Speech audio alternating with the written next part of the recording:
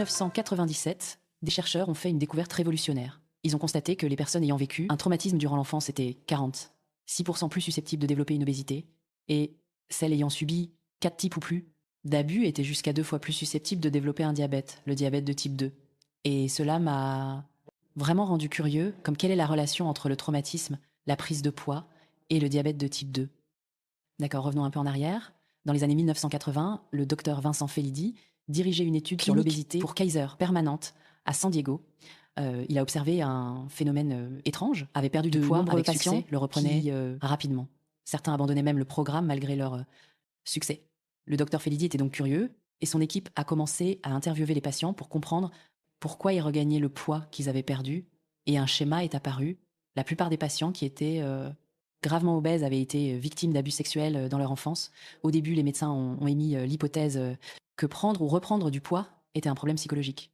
Peut être que c'était une manière subconsciente d'éviter une attention indésirable ou de se protéger en cas d'attaque, car porter ce poids semblait fournir une barrière contre de futurs abus. Mais alors que certains patients disaient qu'ils se sentaient plus en sécurité avec le poids repris, il s'est avéré que le traumatisme infantile active un interrupteur biologique qui contribue à la prise de poids.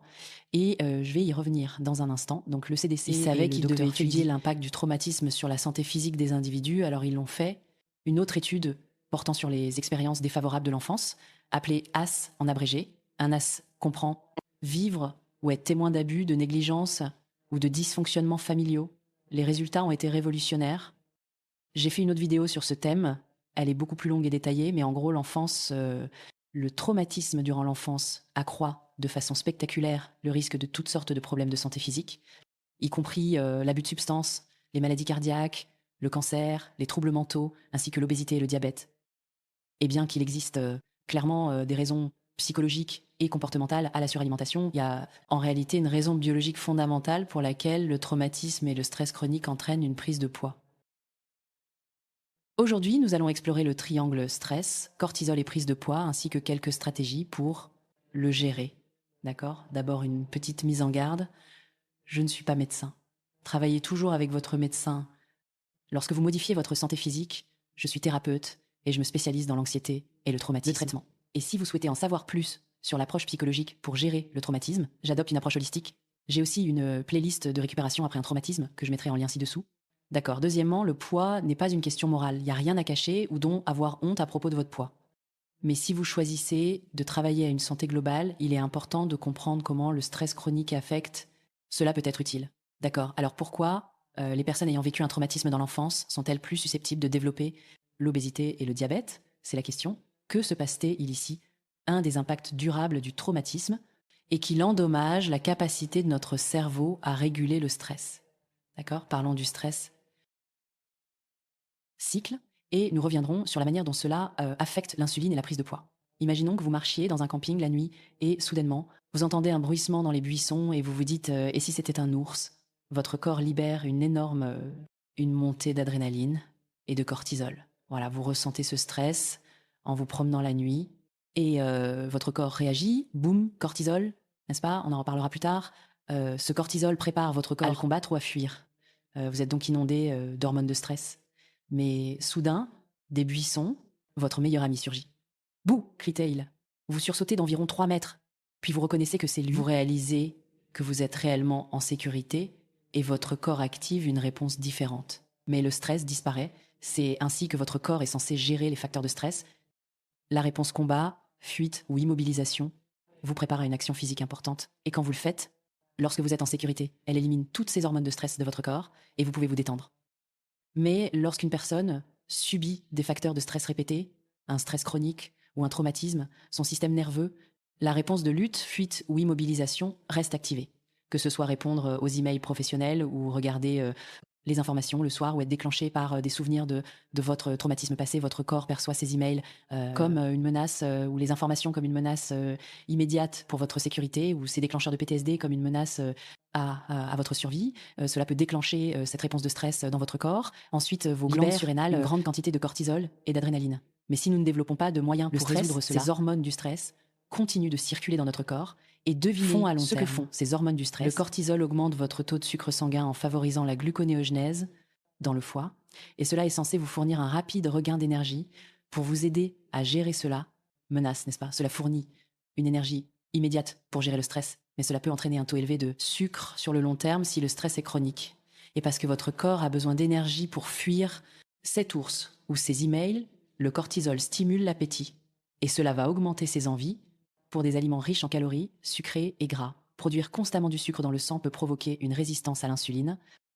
Résistance, ce qui signifie que les cellules deviennent moins sensibles à l'insuline. Cette résistance oblige le pancréas à produire plus d'insuline pour gérer les niveaux de sucre dans le sang, ce qui peut entraîner une augmentation générale des niveaux d'insuline et un risque accru de diabète de type 2 et un cortisol élevé chronique. Les niveaux peuvent aussi provoquer une prise de poids, surtout au niveau de l'abdomen. Cela s'explique par le cortisol qui favorise le stockage des graisses dans la région viscérale autour des organes internes et cela est également associé à plusieurs risques cardiaques comme les maladies cardiovasculaires et le syndrome métabolique. En résumé, le stress libère du cortisol qui élève la glycémie et stimule l'appétit. Quand cette réaction au stress reste active, cela peut provoquer une prise de poids, une résistance à l'insuline et le diabète de type 2 si ce stress est chronique. Maintenant, que se passerait-il si cette réponse au stress restait bloquée en position activée depuis l'enfance? Si nous regardons le côté traumatique de cette enfance, le trauma peut perturber les centres du stress dans le cerveau. Une enfance marquée par les expériences traumatiques seront en état d'alerte constante, ce qui fait qu'il est plus probable que la réponse au stress désactivée soit rarement. Ces enfants ont vu l'ours plusieurs fois et ils pourraient venir les attaquer à tout moment. Et c'est pourquoi les études ACES ont montré des impacts si drastiques sur l'obésité et le diabète de type 2 pour les personnes ayant subi des traumatismes répétés durant l'enfance. Maintenant, le stress n'est pas intrinsèquement mauvais. La réponse nous aider à agir pour éviter le danger, repousser les menaces et être en fait plus productif lors de moments. Mais le problème survient lorsque nous n'avons pas les outils pour arrêter cette réponse au stress et pour retourner à un état de relaxation, l'état parasympathique. Maintenant, vous pouvez apprendre les compétences pour réguler votre réaction au stress, même dans des environnements stressants ou si vous avez un traumatisme. Alors, comment pouvons-nous apprendre à réguler le système nerveux? Comment pouvons-nous apprendre à réguler la réponse au stress? Cela comporte quelques étapes de base, de détails dans mon cours en ligne gratuit. Mais d'abord, vous allez identifier que vous ressentez de stress dans votre corps. Beaucoup d'entre nous sont si occupés que nous ne sommes même pas conscients que nous sommes stressés, jusqu'à ce que nous nous sentions épuisés à la fin de la journée. Donc je vous recommande d'utiliser une application pour faire le point avec vous-même. Lorsque vous recevez l'alerte de rappel, vérifiez avec vous-même si votre respiration serrez-vous la mâchoire superficielle. Vos épaules sont-elles tendues? Une fois que nous commençons à remarquer ce qui se passe dans notre corps, cela nous donne la capacité de le réguler intentionnellement. Nous allons donc apprendre ce cycle de stress.